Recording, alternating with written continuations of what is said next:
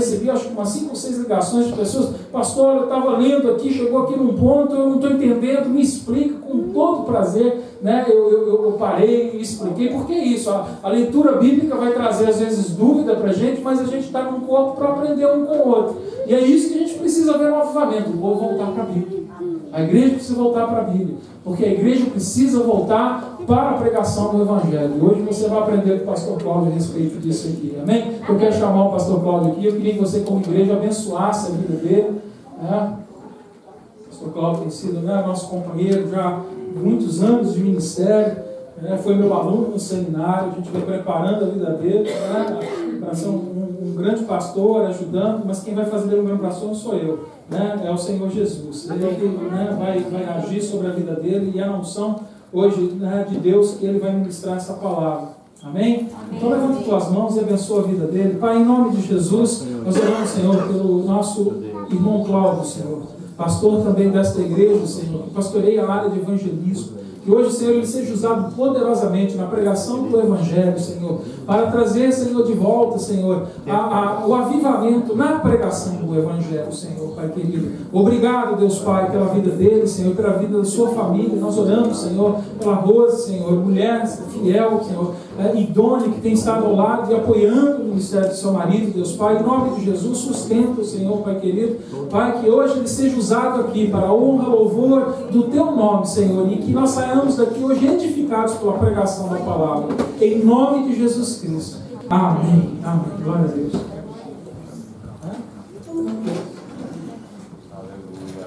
Amém.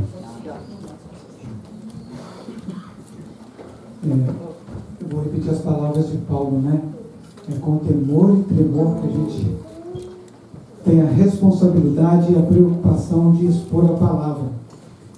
E o pastor Max, ele tem, nessas semanas anteriores, tem falado sobre o avivamento da Bíblia, e hoje eu quero continuar numa outra parte, onde fala sobre retornando à pregação do Evangelho para que o avivamento aconteça.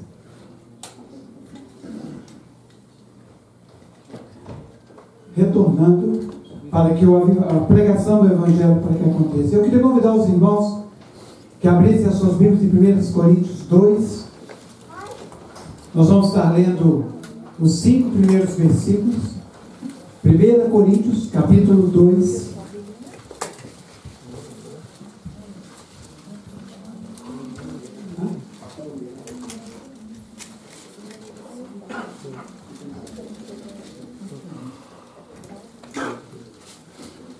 Coríntios, capítulo 2, versículos de 1 a 5. Todos acharam? Amém. Amém. E eu, irmãos, quando fui ter convosco, anunciando-vos o testemunho de Deus, não fui com sublimidade de palavras ou de sabedoria, porque nada me propus saber entre vós, senão a Jesus Cristo e este crucificado. E eu estive convosco em fraqueza e em temor e em grande tremor. A minha palavra e a minha pregação não consistiram em palavras persuasivas de sabedoria humana, mas em demonstração do Espírito e do poder, para que a vossa fé não se apoiasse em sabedoria, mas no poder de Deus. Para que a vossa fé não se apoiasse em sabedoria dos homens, mas no poder de Deus. Vamos orar? Pai querido, nós queremos te agradecer por este momento, pela tua palavra livre. Nós queremos pedir a Deus que o teu Santo Espírito possa abrir as nossas mentes e que a gente possa entender a tua vontade neste momento. Que a tua palavra possa fluir nos nossos corações e que saiamos, ó Pai, transformados, diferentes do que entramos, porque o teu Santo Espírito está neste lugar. Perdoa os nossos pecados e aumenta nossa fé para contigo. No nome do teu nome, Jesus. Amém. Irmãos, trazendo a pregação de volta para o Evangelho. O avivamento vai acontecer quando nós trouxermos a pregação de volta. E quando nós tomamos exemplo de Paulo, nós podemos pensar várias coisas. E eu queria aqui compartilhar com os irmãos algumas coisas. Tem hora que a gente fica desacreditado. Tem momentos em que a gente vai na igreja e a gente fala assim: para que eu vim à igreja hoje? Tem momentos que você entra na igreja, sai da igreja e você sai muitas vezes pior do que você entrou. Muitas vezes nós estamos indo à igreja e a igreja não tem pregado a palavra. A igreja não tem exposto. Ele tem pensado qualquer outra coisa, tem comentado qualquer outro assunto, tem ministrado qualquer outra coisa, mas a palavra de Deus tem sido deixada de lado. Muitas vezes a culpa é minha. Muitas vezes a culpa, ela cai sobre mim porque eu chego em um certo momento, olho para cá e falo assim: não tenho nada mais a falar, e eu começo a procurar coisas para dizer. Muitas vezes o sermão é chato. Esse sermão é chato, é ruim. Mas estamos fugindo da palavra de Deus. E quando nós abrimos em Paulo, nós podemos ver, irmão, que Paulo começou o seu texto falando o seguinte: eu não cheguei a vocês com palavras altíssimas. Eu não cheguei a você com palavras eloquentes. E a Bíblia nos diz e nos fala que Paulo era um homem rude, que Paulo era um homem que não tinha essa eloquência que os sofistas tinham, mas Paulo tinha o poder de Deus sobre a vida dele, a demonstração do Espírito de Deus. E na verdade nós podemos ver no texto que nós lemos, Paulo, ele pregava com temor e tremor, porque ele sabia da responsabilidade que ele tinha. Charles Finney, no seu livro Porque Tarda o Avivamento, ele fala o seguinte: a maior necessidade dos nossos dias hoje é termos poder vindo do altar. A maior necessidade de nossos dias hoje é termos o poder vindo do altar. Precisamos hoje, irmãos, de homens de Deus que preguem o Evangelho.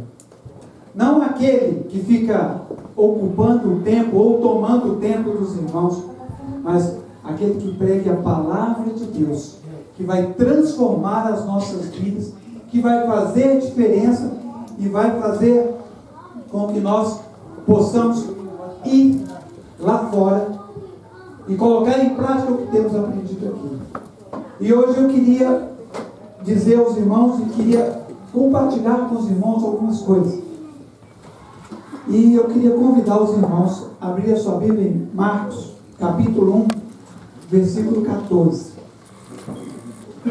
Eu queria tomar um exemplo de um pregador. Marcos, capítulo 1, versículo 14.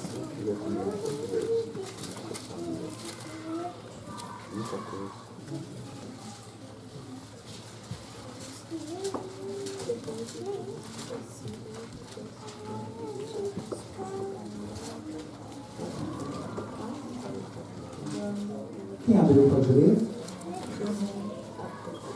Depois que João foi preso, Jesus foi para a Galileia, proclamando as boas novas de Deus. Depois de João Batista ter sido preso, veio Jesus para a Galileia, pregando o Evangelho do Reino. Irmãos, Jesus também foi um pregador. Jesus também pregava. E o que ele pregava? Arrependimento dos pecados. Ele pregava a fé em Deus. Ele pregava a vida de santidade na presença de Deus. E aqui, irmãos, eu queria tomar ele como exemplo. Muitas vezes nós temos visto hoje pessoas usando métodos diferentes. Pessoas têm falado assim: esse método que Jesus usou não funciona mais para hoje. Esse método que Jesus usou não funciona mais, eu quero diferente. Eu quero fazer diferente hoje. E nesse fazer diferença eu achei algo interessante que aconteceu no ano passado. Uma pessoa mandou o seguinte e-mail: eu sou um pregador ilusionista. Eu faço truques e ilusões para apresentar a mensagem do Evangelho. Só para que você saiba, eu tenho um programa de 1 hora que estou levando para a cidade. O show é baseado no evangelismo. E o ideal é para culto de família, evento da juventude ou um evento social. Nós temos hoje trocado a pregação da palavra por um palhaço, por um ilusionista, por um animador de palco. Muitas vezes a mensagem que mexe com você não te agrada, mas se a pessoa pular, se a pessoa rodopiar, você sai daqui: nossa, foi o máximo. Estamos perdendo o Evangelho do Reino. Não podemos deixar. Irmãos, o Evangelho é simples. E este de animador de plateia, contorcionista, ventríloco, ele passa. Você sai daqui da mesma forma que você entrou. Você sai daqui do mesmo jeitinho que você, como se você tivesse ido a um show, você riu 1h30, aí você sai feliz. Mas de uma coisa eu tenho no coração, e tenho a certeza disso, de que aqui na Civil você vai ter palavra. De que aqui na Civil nós não vamos tomar o seu tempo para você ficar aqui sem fazer nada. Você vai sair daqui questionando. O Evangelho vai mexer com você, vai confrontar você a fazer a diferença no meio que você tem. Glória. Amém? Amém? Irmãos, continuando no nosso texto aí, e eu queria dizer para os irmãos, a pregação de Paulo consistia na presença de Cristo. Vamos lá, em 2 Timóteo, capítulo 1, ele fala o seguinte: eu fui nomeado um pregador. Quem aqui é eletricista? Marcos. Tem mais algum eletricista? Ronaldo? Quem aqui limpa a casa? Isso. Nós temos muitas pessoas que limpam a casa, mas nós temos aquela pessoa que limpa a casa. Nós temos vários eletricistas, mas nós temos o eletricista. É diferente, não é? Então, Paulo está nos falando o seguinte, que ele pregava o Evangelho. Ele não era simplesmente um pregador. Ele era o pregador do Evangelho. Eu não sou simplesmente um pregador. Eu sou o pregador do Evangelho. E toda a mensagem dele, ela estava centrada na presença e na vida de Cristo. Toda a mensagem de Paulo era centrada na presença de Cristo. E hoje, o que acontece? O diabo tem feito com que nós falemos de qualquer outra coisa na nossa vida diária. O diabo tem tomado as rédeas da nossa vida e tem tirado das nossas mentes a função principal que nós viemos fazer. E quando nós falamos em pregar o Evangelho, irmãos, Paulo fala em 1 Coríntios 1 que ele pregava o Cristo crucificado. Que ele pregava Jesus. E ele continua falando, nós pregamos a Cristo, sua pessoa, Jesus Cristo. E a minha mensagem hoje, e é esta mensagem que nós precisamos pregar como igreja. Jesus o crucificado. Abre para mim.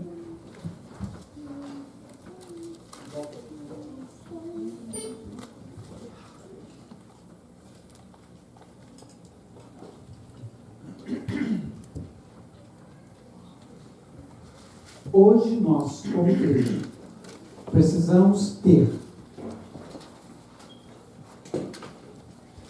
a pregação da palavra de Deus na ponta da nossa língua.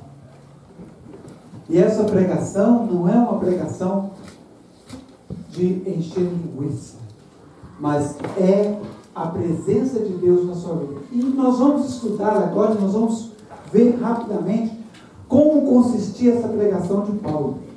E como Paulo estava fazendo para que as pessoas pudessem conhecer. E o mais interessante, a pregação dele não agradava as pessoas. Não agradava. Irmãos, muitas vezes a nossa pregação não agrada as pessoas. Muitas vezes quando você vai evangelizar alguém, quando você vai falar de Jesus para essa pessoa, ele vai virar a cara para você, não vai dar a mínima para que você vai falar. Mas você tem a responsabilidade de falar de Jesus para essa pessoa. E uma das primeiras coisas que a gente vê na pregação que Paulo tinha, Paulo chama na sua pregação, e a primeira coisa que ele fala sobre o nascimento de Jesus. Muitas vezes, irmãos, nós falamos simplesmente do nascimento de Jesus só no Natal. Não é assim? Então a gente lembra de Jesus só no Natal?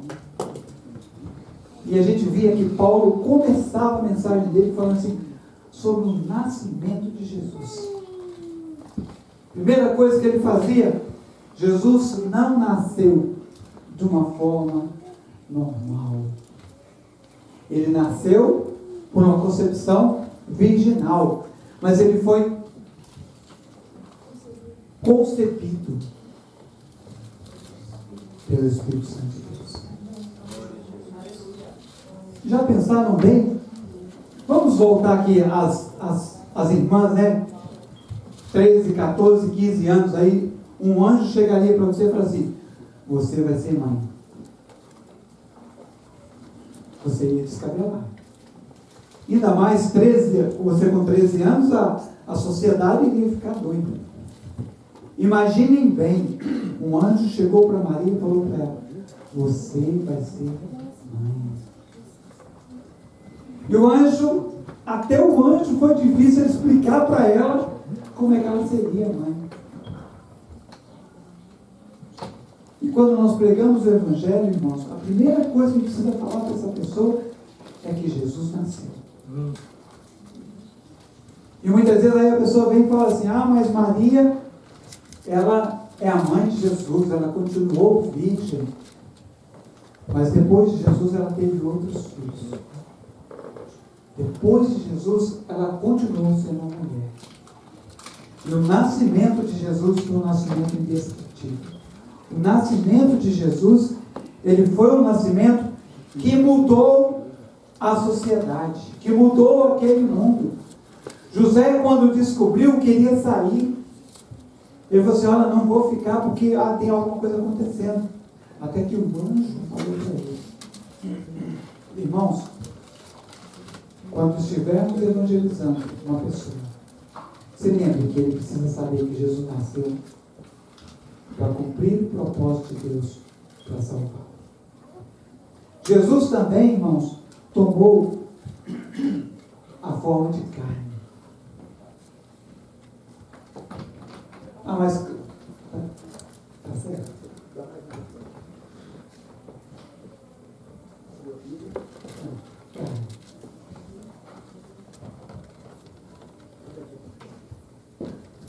Seu nascimento, sua vida. Isso.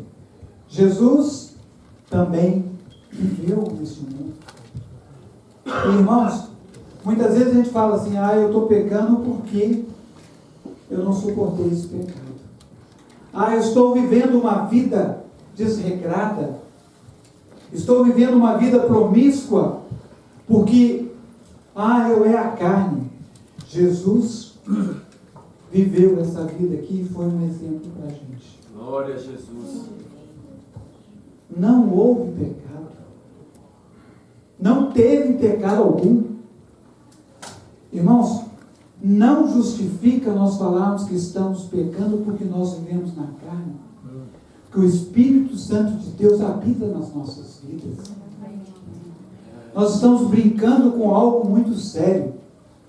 Nós estamos brincando com algo que nós falamos e falamos assim, olha, o Espírito Santo está sobre a minha vida. E eu estou deixando com que Ele se entristeça. Eu estou deixando com que Ele quebre aquilo que Deus tem feito nas nossas vidas. Quando nós falamos da vida de Jesus, nós também falamos da ressurreição dele. E essa ressurreição, ele foi o único que ressurgiu. Concordam comigo? Jesus foi o único que ressuscitou? Amém. Amém? Por que Jesus foi o único que ressuscitou? Mas ele ressuscitou Lázaro, não ressuscitou? A filha de Naim. Isso. Mas qual a diferença de Jesus para... Porque os outros morreram e Jesus não. Pouco tempo depois, os familiares levaram cada um deles para o túmulo. E o nosso Jesus está dentro. Glória a Deus. Aleluia. Amém? E o nosso Jesus está à destra do Pai, velando por cada um de nós. Irmãos, este momento e esta ressurreição que nós temos falado também está relacionado à graça de Deus sobre as nossas vidas.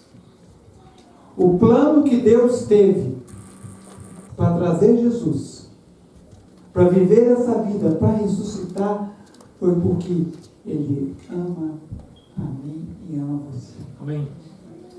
O sacrifício que Ele teve na cruz, e muitas vezes nós temos jogado isso para fora, muitas vezes nós não temos dado o crédito devido à graça de Deus ter se tornado homem, de Deus ter tomado a forma de homem, vivido neste mundo, para morrer na cruz para nos salvar. Imaginem bem se nós estivéssemos do lado daquela cruz. O que aquele soldado que estava lá do lado da cruz falou quando ele viu Jesus? Verdadeiramente, este é o Filho de Deus. Irmãos, ele sofreu os escárnios. Ele sofreu uma morte de cruz. A hora em que a cruz caiu naquele buraco, os seus ossos se desconjuntaram-se. Não quebraram, ficaram desconjuntados. Ele sofreu, ele morreu naquela cruz, dependurado. Que sacrifício maior é esse? Quem, em sã consciência, chegaria e falaria assim, Jesus, desce daí porque eu quero tomar o seu lugar? É o amor de Deus. Agora nós vamos ler João 3,16. Porque Deus amou o mundo de tal maneira que deu o seu Filho unigênito, para que todo aquele que nele crê não pereça, mas tenha a vida eterna. Essa é a graça de Deus para as nossas vidas. E hoje, irmãos, se você está aqui, se você que ainda não conhece Jesus, Ele fez esse sacrifício por você. Ele não te conhecia, e você nem conhecia Ele, mas Ele fez esse sacrifício por você. Ele derramou o sangue dele, vertido lá na cruz, para que hoje nós estivéssemos aqui. Isso é graça, irmãos. Graça de depositar na presença dele e falar: Senhor, eis-me aqui. Senhor, eis-me aqui. E eu quero viver para te servir. E quando nós falamos sobre a graça dele, a gente precisa pregar sobre a volta, porque evangelismo é isso. Se você está pregando, falando de Jesus, você precisa falar que ele vai voltar. Aleluia. E como é que ele vai voltar? Da mesma forma que ele veio antes? Não. Ele volta em glória. Mas aí vamos abrir um parênteses aqui. Mas ele vai voltar em glória para quem? E para você que tem Jesus como Senhor e Salvador da sua vida. Se você não tem Jesus como Senhor e Salvador da sua vida, você não vai ficar muito feliz quando ele voltar. E aí eu quero abrir um parênteses aqui. Irmãos, aquelas 3 horas que tiveram negras depois que Jesus foi crucificado, é um exemplo de como vai ser a vida de quem não tem Jesus. Se você fechar os seus olhos, você vai ver como que a coisa muda de figura, né? É tão bom a gente ver, né? E muitas vezes quando você encontra alguém que viu durante um período, aí um período ele perde essa vista, ele se lembra do que era, mas ele não tem. Mas quem nunca viu, quando consegue ver alguma coisa, ele fica. O inferno é indescritível. A gente tem ouvido hoje muita gente falar assim: Deus me levou lá no inferno e me mostrou que lá tem um cheiro ruim. Deus me levou lá no inferno e falou que lá é muito quente. Irmão, a Bíblia já fala isso. Vamos ler a Bíblia, que a Bíblia já ensina isso pra gente. E não precisa de alguém estar falando isso. Mas isso precisa estar na nossa pregação. E quando a gente fala de evangelismo, a gente precisa pregar isso para as pessoas. Porque a gente, muitas vezes, nós estamos floreando o Evangelho. Mas eu quero também falar, irmãos, que o Evangelho ele é baseado no amor. Ele é baseado na graça, porque Jesus veio ao mundo por causa do amor de Deus sobre as nossas vidas. E voltando a palavra para o Evangelho, voltando a palavra para a ministração sobre as nossas vidas, nós precisamos pregar esse Evangelho com amor.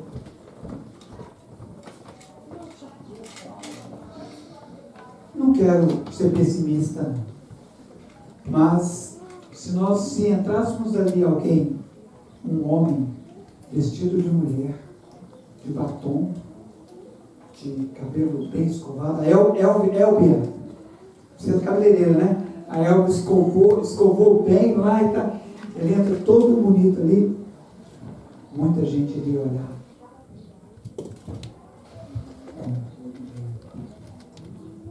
Muita gente iria olhar com outros olhos. Mas a gente vai lá em Jesus e Jesus, por um propósito de Deus, mudou o caminho dele e foi lá para Samaria. Chegou lá e sentou. Assim, esperou chegar uma mulher. E quem chegou ali? Uma prostituta. Irmãos, Jesus, como é que Jesus pode falar com uma prostituta? Como é que Jesus pode ter chegado ali? E Deus é perfeito nas coisas que ele faz, que fez Jesus mandar primeiro os discípulos dele para buscar comida. Ele falou assim: eu vou mandar eles porque eles vão ser os primeiros a questionar comigo. E eram os que estavam com Jesus caminhando diariamente. Você hoje tem caminhado diariamente na presença de Deus. E você tem abrido o seu coração com esse mesmo amor que Jesus teve? Jesus chegou àquela mulher e falou para ela assim: você é prostituta, vagabunda, você está no inferno, você não vai sair de lá nunca mais. Essa foi a pregação dele? O que foi a primeira coisa que ele falou para ela? Isso, dá-me água para beber. Irmãos, Jesus nos ensina algo fantástico e algo maravilhoso. Você só vai conseguir levar alguém a Jesus se você se aproximar dele. Você precisa conviver com ele. Se Jesus chegasse ali e falasse para ela: você é pecadora e você vai para o inferno se você não me aceitar, ela saía correndo e nunca mais voltava. Mas Jesus sentou lá e falou assim: dá-me água de beber. E Jesus foi mais audacioso ainda, irmãos. Jesus chegou lá e falou assim: se você soubesse quem eu sou. Ele não falou quem ele era, não. Mas se você soubesse quem eu sou, você iria me pedir água da vida. E qual foi o que ela falou para ele depois? Isso. Então me dá dessa água que eu não preciso mais vir aqui e ter esse sufoco todo de descer. Qual a diferença que tem entre o eunuco e essa mulher samaritana? Tem alguma diferença? Não. Nenhuma. Nenhum dos dois entenderam o que Jesus estava dizendo para eles. Mas os dois precisavam da mesma graça de Deus. Deus mandou Filipe e Deus mandou Jesus para aquela mulher ali. E o que ela faz depois que Jesus conversa com ela? O que ela fez depois?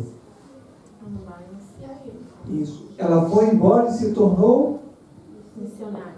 uma missionária. Irmãos, uma transformação muito rápida, não é? Nossa, depois de uma conversa, depois de ele ter falado do amor de Deus para ela, falado: olha, se você me conhecesse, você não precisaria mais de buscar água nesse lugar. Ele falou para ela: você teve 5 maridos e o que tem lá não é teu. Ela ficou. E aí no final ela sai e prega para a cidade toda: vem cá ver, vão lá, porque o que ele falou é verdade. Venham. Irmãos, hoje nós precisamos fazer como aquela mulher fez. Nós conhecemos Jesus. Nós sabemos o sacrifício que ele teve na cruz, a importância que ele teve.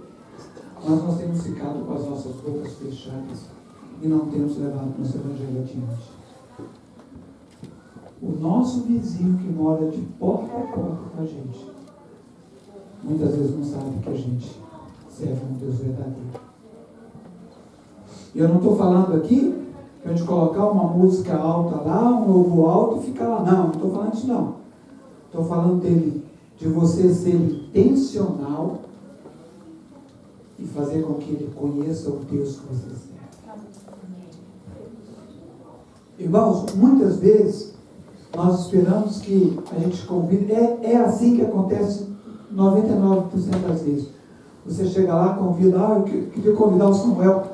Samuel, vai lá na igreja, que o meu pastor tem uma palavra que é de Deus. Deus usa ele todo domingo lá na igreja. Vão lá para você vir. Aí o Samuel vem vem cá, ouve a palavra, aceita Jesus e vai conviver comigo lá fora. Aí fala, pera, mas aquela palavra que tem lá, mas e o Cláudio que não está vivendo essa palavra aqui? A responsabilidade de evangelizar é minha e sua também. Não coloque na mão da igreja. Criança, meu filho, domingo, escola bíblica dominical, o pai vem, traz a criança, põe a criança ali, e durante a semana é aquela loucura. Quem é responsável em ensinar os primeiros passos é você, papai, e você, mamãe. Amém? Amém? Quem é responsável em ensinar os primeiros passos não é a igreja. Aí nós vamos lá e pegamos e falamos assim, não, mas eles têm a responsabilidade de cuidar. Nós temos um compromisso. Mas a criança aprende com você na sua casa, diariamente. Irmãos, a pregação do Evangelho, ela precisa passar por esses 5 processos. Você precisa entender que o nascimento, que a vida, a ressurreição, a graça de Deus e o retorno dele vão ser situações indescritíveis, que já aconteceram e que o seu retorno vai ser indescritível, que ninguém espera que aconteça. Muita gente tem falado que ele não vai voltar. Muita gente tem falado assim, não, isso é enrolação, estão tomando o meu tempo. Mas o retorno de Jesus é real e está bem próximo de acontecer. E está bem próximo de acontecer. Evan Roberts, um dos grandes avivalistas no país de Gales, ele fala o seguinte: eu não sou a fonte deste avivamento. Eu sou apenas um agente entre o que vai ser uma grande multidão. Eu não sou aquele que está tocando os corações de homens e mudando a vida desses homens. Não sou eu, mas Deus opera na minha vida. Irmãos, quando nós falamos de evangelho, quando nós falamos de pregar o evangelho, de viver o evangelho, nós entendemos de que com a nossa força nós não vamos chegar a lugar nenhum, mas com a força do Espírito de Deus, com a unção de Deus sobre as nossas vidas, esse lugar aqui vai ser pequeno para a transformação que Deus quer fazer sobre cada um de nós. Muitas vezes nós queremos mudar, né? Pastor, aqui está pequeno. Pastor, aqui está. A gente podia ir para um lugar maior. No momento de Deus, no momento que você assumir essa responsabilidade de também ser um evangelista, de também falar do amor de Deus, nós não vamos precisar pensar 2 vezes, é automático. Nós precisamos de ter um lugar para receber as pessoas que vão estar vindo para conhecer mais de Deus. Irmãos, é uma responsabilidade. E aí eu vou lá em Mateus 19, Mateus 28, 19. E tendo ido, depois que você aceitou Jesus, você assumiu um compromisso de fazer discípulos.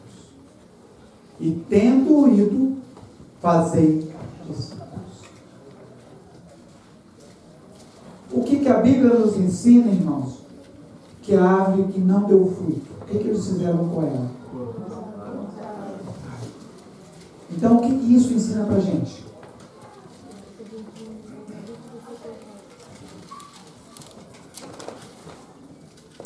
Já pensaram uma árvore infrutífera? Você entra ano e sai ano e continua um agente secreto.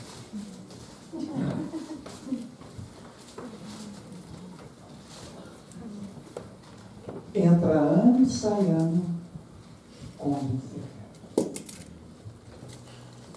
Nós conhecemos, irmãos, o amor de um pai para uma mãe, de um pai, de uma mãe. Nós conhecemos o amor de uma avó, de um avô, que é muito mais do que pai e mãe, né? Tem hora que estraga o neto. Nós conhecemos o amor de uma namorada para o namorado, de um irmão para uma irmã, mas o amor de Deus nós estamos guardando dentro do nosso coração e contando para ninguém. Imaginem bem, quando eu me casei, eu queria contar para todo mundo, ó, a Rosa aceitou meu pedido de casamento. A primeira pessoa que eu queria que soubesse era minha mãe, né? Minha mãe me conhecia muito, nossa, ela... Aí eu liguei para ela e disse, mãe, vou casar. Aí ela falou assim, quantos filhos ela tem? Minha mãe me conhece muito, nossa, ela falou assim, quantos filhos ela tem? Eu tenho 2, mãe. Ah, então tá bom, tô tranquilo. Irmãos, eu queria contar para todo mundo. E quando você aceita Jesus, esse amor dele, não guarda para você, não. Não guarda ele para você trancadinho, não. Conta para as outras pessoas. Conta do sacrifício que ele teve. Conta do propósito que ele veio neste mundo. Para que essa pessoa possa sentir o mesmo desejo que você sentiu. Para você conhecê-lo. Não estou chamando, falando para você assim, você tem que fazer isso, convidar ele para vir para ser viu, não. Estou falando para você, pregue Jesus na vida dele. Fale do amor de Deus, porque Deus vai colocar ele no lugar onde Deus vai desejar. Se ele for vir para a nossa igreja, amém. For fazer parte com a gente, amém. Mas o mais importante que nós precisamos fazer é pregar Jesus. Nós não estamos pregando igreja. Nós não queremos encher a igreja, nós queremos encher o céu de homens e mulheres remidos pelo sangue do Cordeiro.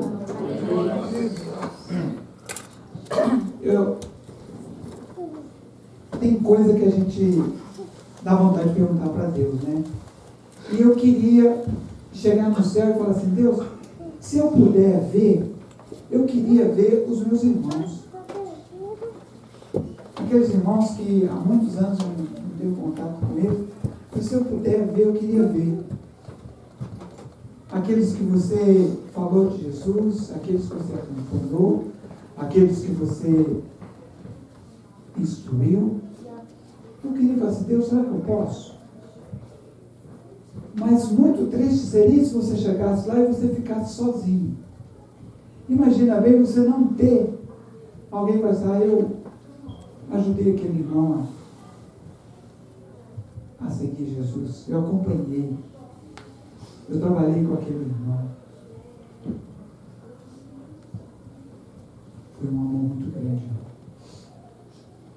É um amor muito grande para a gente guardar. É um amor muito grande para a gente simplesmente vir à igreja, encher, voltar, domingo que vem volta de novo. Seja um missionário. Glória a Deus. Seja um sacerdócio real.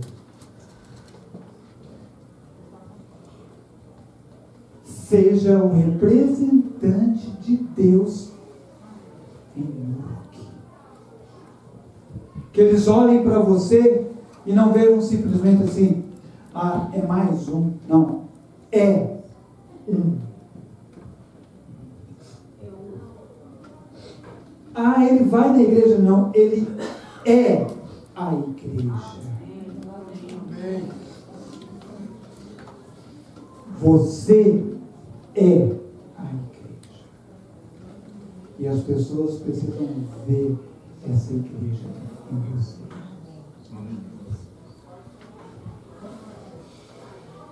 planos, formas diferentes. Sempre vão existir. Sempre vai aparecer alguém com uma ideia mirabolante ou alguma coisa assim, a forma que eu estou trazendo para cá vai funcionar nessa igreja. Aí a gente vai lá correndo e vamos pegar aquela forma e trazer para cá. Mas no momento em que cada um de nós começarmos a pregar Jesus e pregar da forma que ele pregou, não precisamos de métodos diferentes. Não precisamos de ficar festas diferentes. Ano passado em Nova York aconteceu uma noite do vinho e do queijo. Propaganda da igreja lá. Noite do vinho e do queijo. Entendeu? Aí no outro dia foi, nós vamos assistir um filme, Um Assassino em Setembro. Quer ver? Deixa eu ver só outra coisa aqui. Um Assassino em Setembro. E tem o mais interessante. Quer ver? Deixa eu só pegar aqui.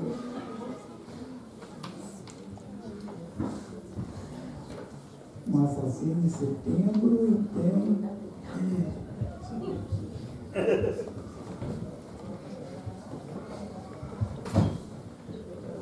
E uma segunda-feira com degustação de comida internacional. Aonde está Jesus?